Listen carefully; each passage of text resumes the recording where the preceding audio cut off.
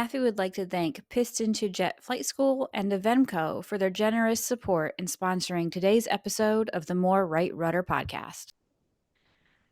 Thank you for joining us for another episode of the More Right Rudder podcast. My name is Sarah Stout. I'm the Program Development Manager here at NAFI.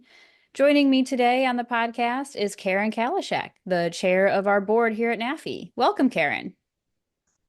Thank you, Sarah, for inviting me on the podcast, and hello to all of you interested instructors and airmen. All right. We're glad you made the time to join us here on the podcast. We have a lot to talk about today.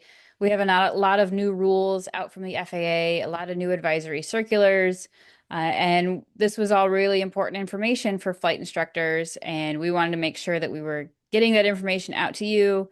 Karen is a great choice to have on the podcast with us today because in addition to her role as the chair of our board, she's also a DPE and has a wealth of experience working in the airman certification world. All right, Karen, let's jump into it because we've got quite the list of new rules because we had 2 final rules come out on back-to-back days and then 5 new advisory circulars come out last week. So the first one we wanted to talk about was the big new rule that came out about the removal of expiration dates from flight instructor certificates. So you were with NAFI when that was a proposed rule. Now, of course, it's a final rule. So can you talk us through what were some of NAFI's feedback and some of the concerns that we had going into the NPRM, the Notice of Proposed Rulemaking process with this one? Yeah, well, as you'd expect, we are very supportive of the idea of creating the consistency within the FAA regulations so that the flight instructor certificates would no longer have an expiration date, therefore saving a lot of cost on behalf of the FAA and hopefully time and effort on behalf of some flight instructors. We really appreciated the 90-day, if you would, grace period, which we'll talk much more extensively about. However, we do have concerns about the administration, and some of those have been addressed quite effectively with the FAA. For example, a potential misunderstanding by certificate holders that they believe that they might be able to continue teaching past the date of the recent experience within the 90-day grace period, and that could lead to significant issues if people that are being trained have been endorsed for exams or signed off even for training activities that technically would not qualify. So the FAA has addressed that. We'll talk more about how they've done that using the airman lookup. Okay, yes, and that's really right at the top of the things we wanted to talk about. So this new rule comes into effect on December 1st. So at the time that this podcast will air, that's just a couple of days away.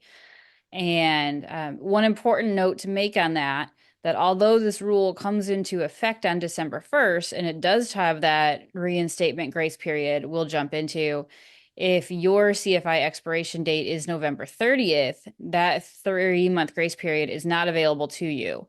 So you do still need to get that renewal done for your November 2024 expire. So make sure you're on top of that. So like we said, we'll be moving from expiration dates to this recent experience model. And one of the great new things with this rule is the recent experience will stay on the 24 calendar month window that we're used to, what we had from our expiration dates. Also the same time frame for our flight reviews. So we all have to remember one timeline, that 3-month reinstatement window. So it's a 3 calendar month window to make sure we're using the right words that will be in the regulation.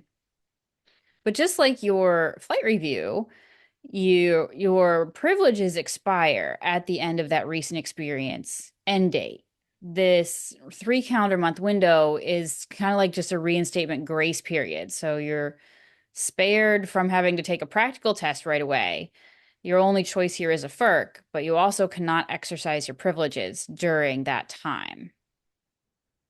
So Karen, as a DPE, how will you be checking logbooks and that to make sure that you're not running into one of those situations where you described where a flight instructor, misunderstood what their recent experience end date meant or misunderstood their privileges to them in that grace period?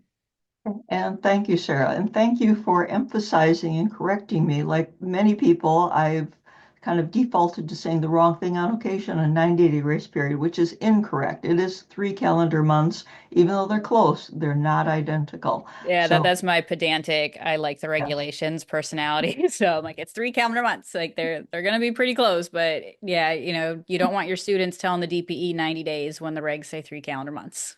yes, we need to clarify that. And thank you for doing so gracefully. So, as I said, a risk is that there's maybe some misunderstanding by in the flight instructor community that once their expiration date has occurred, that they still have a 3 calendar month period during which they can instruct, and if they take a FERC, it will backdate their qualification. That is not the case. If you hit your current expiration date, you no longer can be instructing, providing endorsements. You simply need to get that FERC done to reinstate those privileges again. So as you can see, with if there's a misunderstanding, it could create issues with a future, practical exam. If someone goes to the DPE, how would the DPE know this? Well, the FAA, quite nicely, we haven't seen it yet, but they've indicated that the airman lookup will be modified so that you can actually look for these dates if there's any question. For DPEs, I know what I'll be doing, obviously, in the preparatory information I send to all applicants. I'll be adding this to my preparatory letter I send to everyone saying, be aware of this, double check. It's UPIC, talk to your CFI, make sure that we don't have any outdated endorsements or have any training recorded when the CFI is technically non-current. So that's one way we can deal with it. If there's any question, obviously we can ask applicants to send this information to us in advance or copies of any logbook pages for review. We can verify it online as well. It may take a little more time, but as we're transitioning into this new regulation, as people get used to it, it may be necessary to avoid later problems. Hmm. Yeah, and it'll be important to note that the airman certification, that online lookup, does have a delay. So it doesn't pop in right away. As soon as your IACRA application is processed, it can still take another 4, 5, 6 weeks for that correct information to be reflected in the airman certification website. So in that time, just like flight instructors have been doing with their expiration certificates, because that's not new, make sure you're hanging on to those temporary certificates that may be issued to you from IACRA for your recent experience application or your FERC grad cert. Those will all still be out there. They're not changing. I did double check with the FAA. And they told me that they'll still be issuing temporary certificates for people who choose one of the renewal options, even one of the new ones. So I kind of felt a bit odd. You'll be getting a temporary certificate for recent experience, but I guess that's just the way the computer system is set up to make sure it gets into that back end where DPEs could verify that in Airman Cert. So, along with that, since we're now going to be on recent experience instead of expiration dates, our signatures and our logbooks need to change. So, what are the changes associated with that?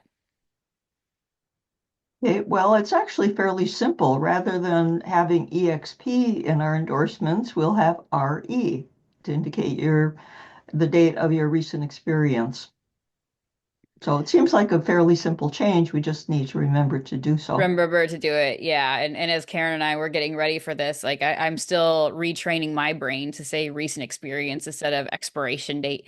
So I'm sure we'll all have a little bit of trial and error with that transition. And I was going through my logbook and noticed I have a lot of signatures that don't even have the EXP in it. So some of us might even need to clean up our signatures and make sure we're doing it. Uh, the FAA published last week a revised advisory circular 6165, every flight instructor's favorite. It's now on revision Juliet. And so it's in the appendices, and we'll insert a picture here where you can see the new guidance on what your flight instructor signature will look like. But if you still have an expiration date, because we'll still have flight instructors with expiration dates out there for another at least 25 calendar months. It could even be more depending on if people renew in their renewal window in November, that may have future expiration dates. So we could see this for some time yet, where DPEs will be seeing a mix of EXP and RE in logbooks. In fact, my expiration or my certificate just renewed in October, so I'll be Okay. one of the later ones. Yeah, see, I'm due in January, so I just started my FERC, but I'm gonna wait and finish it in December, and not have to deal with getting two new cards. I'll just move right over. So I'm lucky to have a choice, and I'm just gonna move over to the recent experience model this time around.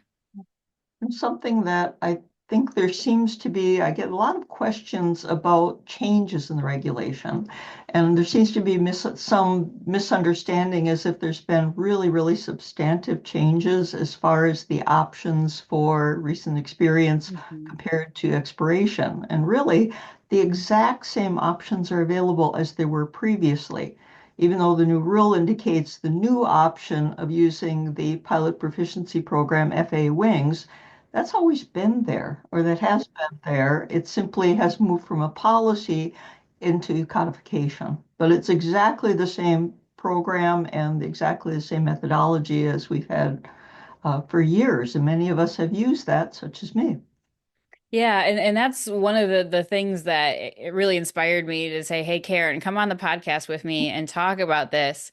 Because when I saw that, I knew it had been policy, and I think it's a great option to codify in the regulations. It'll add more visibility to the program and promote it as a whole. But my whole background is in the FERC world. I started working with a FERC in 2013, so I'm way deep in the weeds and know how that works. And when you work in a FERC, of course, your experience gets, kind of tunnel vision. You know what people are coming to you and talking to you about as a FERC provider, but we're not authorized to well, at the time, renew, now reset recent experience for other types of these other options, whether that's your pass rate, your wings, anything like that. So we were strictly FERC providers. And, I was saying, well, this wings options is nice, but I mean, it's going to be really difficult to use. People don't have a great time doing this. And then Karen's like, well, I've done it a lot of times and it's really easy. And I'm like, really? So, I thought it'd be great because, of course, if we're having these opposite experiences and mine of, I'll admit is probably a little pigeonholed, then there's a whole spectrum of experiences going out there. So I wanted Karen to share with us her experience doing that and maybe some tips on how to make that an easy or easier experience for you because it really is a great option and it'd be wonderful to incorporate more pilots into the Wings program. And this kind of gives that mutual benefit aspect too. Okay, well, thank you, Sarah. And I was thinking, over the years, I've actually used all of those options. Oh, really? Taken my own practical exams, which, served for a Oh, it's true. Yeah, I suppose I've done that. Yeah, see, I've done I FERCs or believe I've practicals. also, Yeah. yeah, having our own practical, providing enough endorsements with success rates to, do the practical endorsement route, doing the FA route, and have done FERCs as well. So yeah, so Don't you're the want to miss expert a here in beat. all the choices. But the wings one was really what got my attention that you've done. It sounds like more than once, and really had a positive experience with it. And so I just wanted to share that with the listeners because it's even though it was policy and available, not a lot of people knew about it. And so we'd like to promote that and get that out there as a choice, and more awareness as a choice. Yeah, well, in a simple nutshell, and obviously all the details are available in the new rule, but to summarize very briefly, if you provide at least 15 flight credits, and they have to be flight credits, to at least five different pilots within the prior 24 calendar months, you would qualify. Now, And you also have to complete a phase of wings yourself. yes, you have to complete your own phase of wings. Absolutely. I think I was just assuming that because you'd be active in the wing program. So obviously that encourages you to become active personally. Now you can, and when I say validate, that means you were the instructor. Now, any instructor can validate wing credits that was provided to a pilot. The FAAsafety.gov website actually can determine very easily if you are a certificated flight instructor, and you can just provide that credit. But if unless you're the instructor that's providing the training, that doesn't count. Hmm. So you have to have provided the flight training. And it doesn't mean 15 hours because a flight credit doesn't equate directly to an hour of flight training. Hmm. For example, in not everyone's intimately familiar with it, but for most flights, there is a flight credit called airport operations, which basically, with a little bit of verbal addition, it applies to any flight because what it is your knowledge of signage, markings, the ability to, be effective in the airport environment. Well, you're doing that with every flight. So in addition to the specific maneuvering activities, which could be slow flight, takeoffs, landings, stalls, etc., steep turns, um, airport operations typically would apply also. And that could all be incorporated within one flight, but still Hmm. qualify for two flight credits. Yeah, And that's one of the big misconceptions is that, and I've even had phone calls here at NAFI since this has come out, and that, well, do I have to log all 15 of these flights separately? And I'm like, well, you don't have to. I mean, it's going to be at least 5 flights because you need to do at least 5 pilots. But certainly you could do all 3 flight credits in one flight. They're each, credit one, credit two, and credit three. All these categories are kind of, they're kind of grouped by theme from the FAA. So like there'd be like those ground operations, some maneuvers, some landings. But it really wouldn't be hard to knock out 3 flight credits with a pilot in your typical training flight, and as long as they meet the standards, because the flight activities in wings are directly tied to ACS standards. So that the basic level, they need to be meeting at least private pilot standards. That airport ops is a great one because like when I was doing flight reviews and high performance checkouts and that with experienced pilots, I would kind of be like, we'd talk a little bit on the ground, but they were typically familiar with the airport where we were operating. And so I'm like, all right, well, as long as we don't have a runway incursion, we're pretty much in good shape here. Like, don't, and they just did what they did, and it was typically an easy one. It's a great choice. I also find that it's not uncommon, and I'm a wings pro for our state. So what I find sometimes is a pilot will make a call or contact and say, well, I had a flight, now I want my credit. And what they did is they just went out and they did a flight with various maneuvers, but altogether it didn't technically meet the qualifications for an activity. Each Hmm. activity has a specific list of maneuvers or components that you need to complete to have earned the credit for that activity.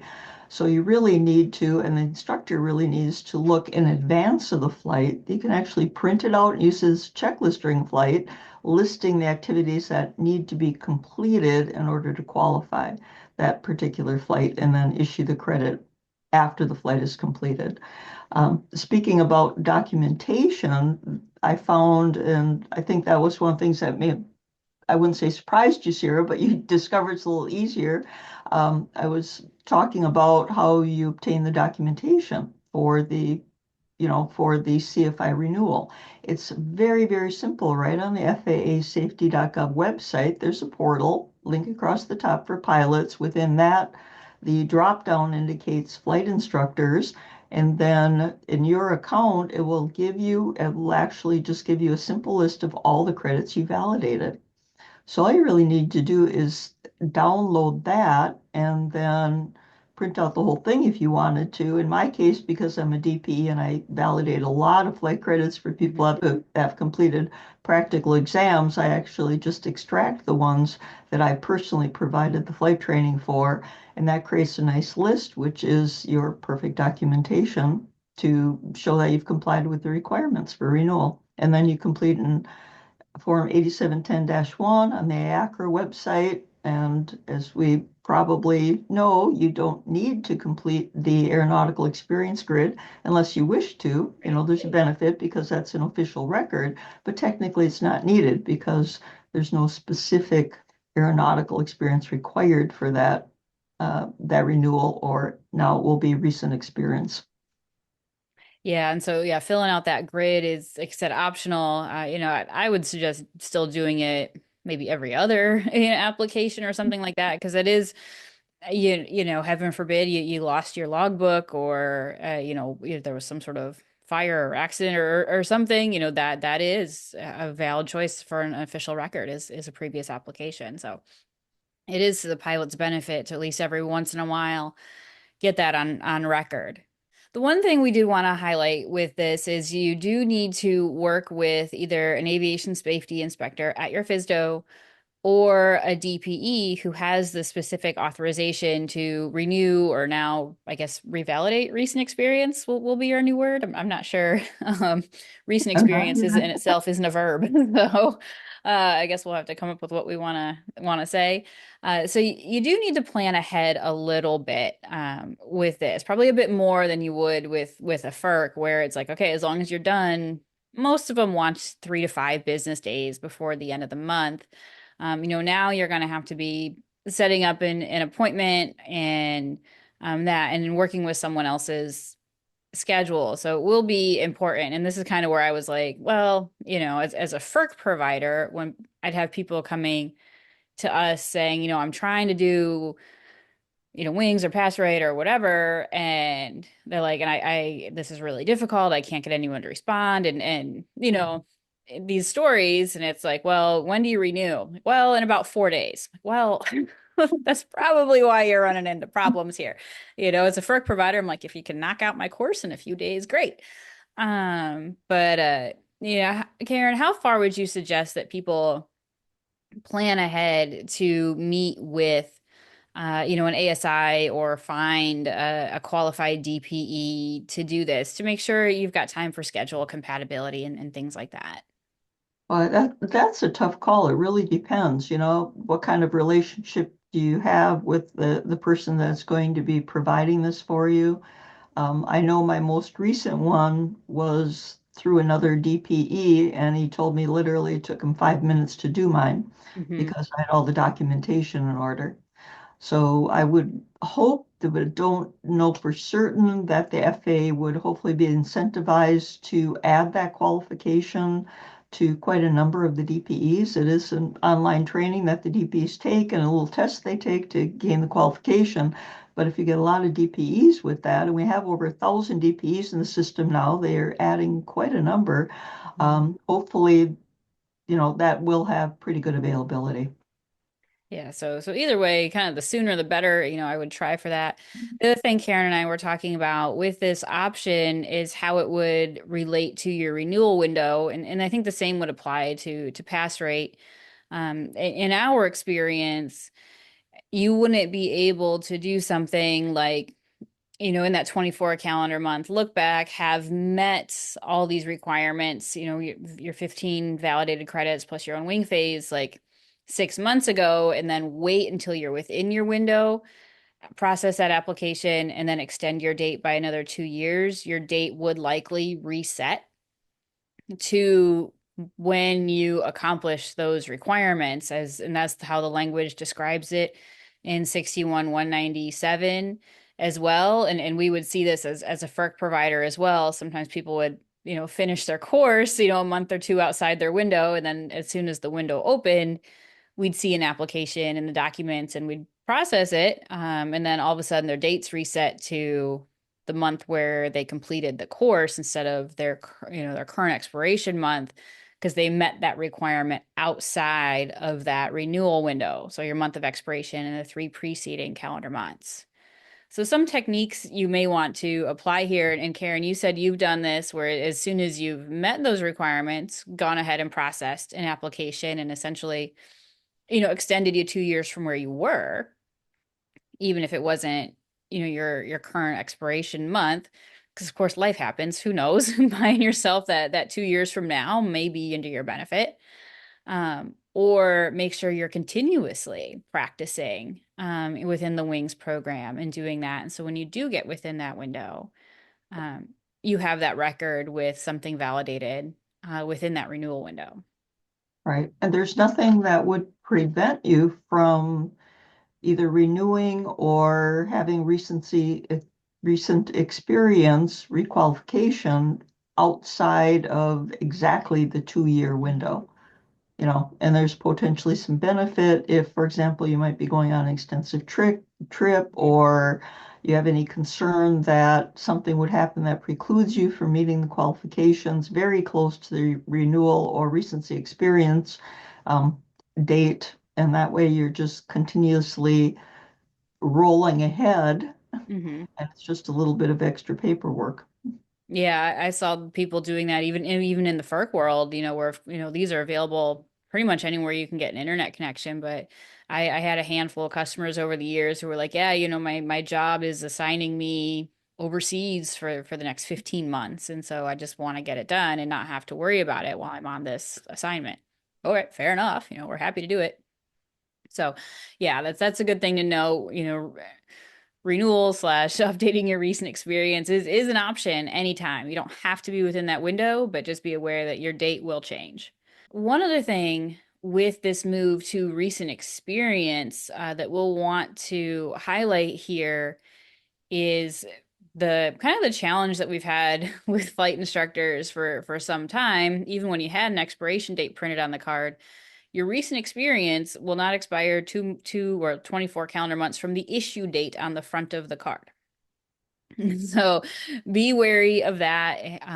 And Karen and I both have experience with CFIs where they thought their privileges were still valid because their issue date on the front of their card was less than 24 calendar months ago, but their privileges had actually expired or now in the case of recent experience lapsed. And so be careful with that. Be checking Airman Cert or find a way to keep your own record of that because the issue date on the front of your card will not be it.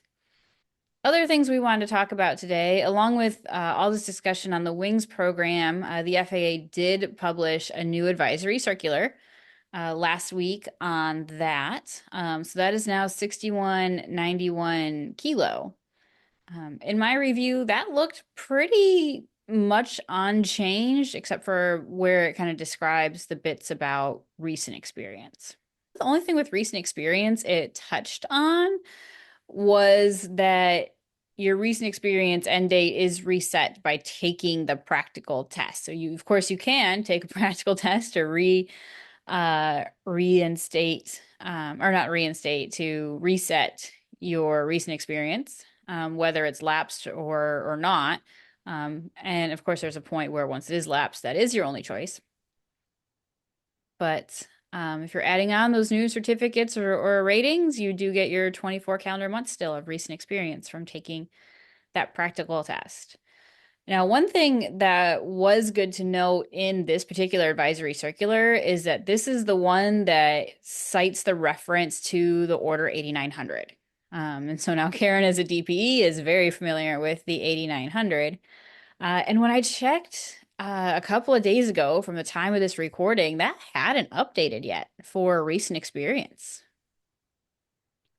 Okay, well, hopefully it will. They have a whole 2 weeks to get it done. So, yeah, if DPs haven't heard anything yet, then we'll just wait and see. And so hopefully that we see that soon. Couple other things to talk about here. We have a few more revised advisory circulars we'll talk about related to this rule before we jump into our next final rule. And all three of two of these are revised ACs, and one of them is new. The two revised ones are 6198. So this is the one that describes your currency requirements and provides your basic guidelines for how to conduct a flight review and an IPC. The changes in this one seem pretty minimal to me. Just updating for recent experience here. Um, and um, the other one was 6183. This is, if you're not involved in the FERC world, you've probably never even heard of this, but this is the AC that governs the compliance and criteria for FERC approval. So it's, if you want to see what's up with that, it's out there. The other one that's out that's worth mentioning here as relates to this new rule is 61-145, because now we saw with the new rule, there's also a new option for a qualification training program for flight instructors to teach initial CFI applicants. This is a significant change. Yeah, it is a big change. So this being able to host one of these programs is limited to certificated 141 schools. Um, and but once that program is offered by a 141 program, the FAA does not restrict that it's only available to flight instructors who are instructing within that 141 program or a different 141. It would be, at least by the regulations, open to anybody. Now, whether how any individual provider may choose to operate their individual course, whether it's an internal only thing or something like that, they would also have that option. But it's not restricted regulatory wise. This is addressing the uh, who can teach an initial CFI, right? Hmm. It was a requirement that you, for example, and Sarah will put in the detail in general, you had to have provided, instruction over the last 24 months and minimum 200 hours. But Hmm. Sarah, you're familiar with all the details, and then uh, the new ability under this Part 141, 142 training program provider, which could create a significant change in the industry. Yeah, it could. So we'll see how the providers embrace this, but it would be available to any instructor. And so essentially, once they meet some minimum qualifications, which are less than the standard Part 61 ones that Karen described, and they successfully complete this course, they would then be qualified to instruct initial CFI applicants. And so this course has ground and flight training components. There is an allowance for some of the flight training to be done in advanced, I think it's advanced aviation training devices. It may provide for different types of devices like FTDs and simulators. So I know it allows for a degree of simulation, but not all of it. And so it'd be interesting to see how it embraces it, because that certainly could help relieve some pressure. Of course, airline hiring has slowed a bit in the past couple of months, but in the past year or so, the flight instructor industry has kind of had this brain vacuum where as soon as instructors really get to know what they're doing and they hit that magic 1,500 hours, then poof, they're gone. And which, when you have these higher training thresholds for initial CFI applicants, makes it harder to train initial CFIs and for those CFIs to really develop knowledge. Because, of course, your CFI is as much of a license to learn as any other certificate that you get. So hopefully this gets some more qualified instructors into the pool who are very knowledgeable on these teaching and learning concepts. And these courses are required to be taught by individuals who at least hold the requirements to be qualified as a 141 chief or assistant chief instructor. So the people teaching these courses will have a high degree of instructional experience to be able to pass that knowledge on. So I'm excited to see how these play out, and how the industry handles this new option. Yeah. So the option would require a 25-hour ground instruction and 10 hours flight instruction. As Sarah mentioned, part of that could be in a flight simulator or an AATD, various flight training devices. And after completing that, provided by Part 141 or 142 program, then the individual would be able to instruct initial CFI applicants, even if they didn't have the prior requisite 24 calendar months of teaching in 200 hours. So we'll see if this opens or reduces some of the bottleneck in initial CFI training. Yeah, 'cause I remember, I mean, even when I was going through training, and it's been a minute, getting yeah, even then, getting a qualified initial CFI instructor was a challenge. So, yeah, it's great to have options for sure. Um, all right, so let's move on to this next rulemaking. So we had two final rules. And this next final rule came out the day after the final rule for the CFI expiration date removal. And this one was a little more subtle. It came out and it was published as dealing with flight time and public use aircraft. And then all of a sudden, the flight training industry has a new definition to the word passenger, and flight instructor privileges are changing. So one of the more interesting things, of course, in the regulations, if a term is not expressly defined, so like in the FAA, if it's not in part one or within the individual subpart, so like 61 has 61.1 applicability and definitions.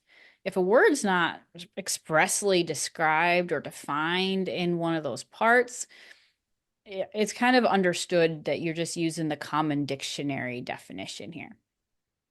So we've just been using the definition out of the dictionary for passenger for a long time, and now we are going to have our own official Part 61 definition of passenger.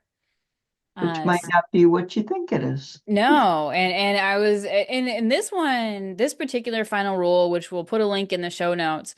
I found this one to be just as interesting of a read as the other one. So if you're like me and you really like the regulations and you really want to read final rules, I found it interesting even for flight instructors, or any flight instructor. It walks through the FAA's consideration, how they came to this definition, how they resolved comments that they received on the proposal. And not all of these changes were even in the proposal. They got brought up through that comment process or through that consideration process. So it really offers great insights into how rules are made, how you can participate, and just the understanding the thought process behind all of these. So it's really interesting. It's a great read. What's fascinating on this, it's kind of, if you would, in a way, slipped under the wire. And I Hmm. expect that without more dissemination of this change, that we'll still hear everyone being, or in general, being taught, well, if I carry passengers at night, where Right. that has changed. Yeah. And so now I'm just going to read it right from the final rule. Passenger means any person on board an aircraft other than a crew member, FAA personnel, manufacturer personnel required for type certification, or a person receiving or providing flight training, checking, or testing as authorized by this part. So that's going to be our new definition. And with that comes along some really interesting changes to pretty much anywhere we saw the word passenger in the regulation. Most notably, like you were hinting at, 6157 with our pilot in command, recent flight experience. Where we see the word passenger in the regulation now is going to be changed to persons. Um, so, and they didn't offer a specific definition for that, so I'm guessing we're just going with the dictionary definition. Everything else in 6157, as far as like the requirements for day and night currency, aren't going to change. We're just seeing the word passenger dropped and the word persons put in its place in those two components. Uh, Interestingly, they are adding some context in paragraph echo. So this isn't going to be kind of like the Wild West. You can do anything you want, now that we're clear that people receiving and giving flight instructor aren't each other's passengers. Uh, and this is telling us that uh, paragraphs Alpha and Bravo, so the day and night currency paragraphs, don't apply to a person receiving flight training from an authorized instructor, provided that flight training is limited to meeting those recent experience requirements. And the person receiving the flight training is otherwise qualified to act as pilot in command. So they're qualified in the aircraft, they have a current flight review. Every other box is ticked to be quiet pilot in command, except for those couple of landings. And this also requires that the authorized instructor and the person receiving the instruction are the only, or sorry, they say the sole occupants of the aircraft is how the regulation will be worded. So it can just be the two of you. And this is for the person receiving the training to act as pilot in command. So this doesn't seem to prohibit in any way the flight instructor acting as pilot in command and being able to structure these flights differently. But if that person receiving the instruction is going to act as pilot in command, those conditions apply. Right. So, for example, if there going to be, say, a pilot who wanted to regain night currency, went to fly with an instructor, they really couldn't have a friend riding along in the back seat for that if they were going to log PIC. Right. So, but if the flight instructor was PIC, well, now you're fair game. So you'll really want to be careful with this and make sure you're clearly delineating who is the PIC before you go do flights like this, especially if you are considering um, carrying someone who will be a passenger now, by definition. The other thing that came out of this regulation that was really interesting discussion in the final rule was an expansion to the 61-193 flight instructor privileges. So, because a lot of this final rule also centered around providing flight instruction in scenarios where the compensation and hire structure was a bit different than traditional flight training. So these are usually like highly specialized aircraft or other certain types of operations, but it did drive them to take a close look at this regulation. And the FAA said, well, if you were to strictly read this regulation, it doesn't actually give flight instructors the privileges to do things like make and model transitions and avionics transitions and things like that. The way the current privileges are written are pretty strict on like certificate and rating, granting training, and training for things like your complex high performance endorsements. Basically, things that the FAA, has criteria or a signature would be required for that operating privilege, but not things like just refresher training or training in my new avionics suite, things like that. Things like the FAA has very strongly encouraged flight instructors to be doing. Obviously this contributes greatly to safety instead of just blasting off into the world with your new avionics suite you don't know anything about or a new make and model with no instruction. So the FAA is going to modify this a bit, and these rules, as well as this rule and the 6157 and the passenger definition, all come into effect on December 2nd, 2024. So the other rules come into effect on December 1st. This is all December 2nd.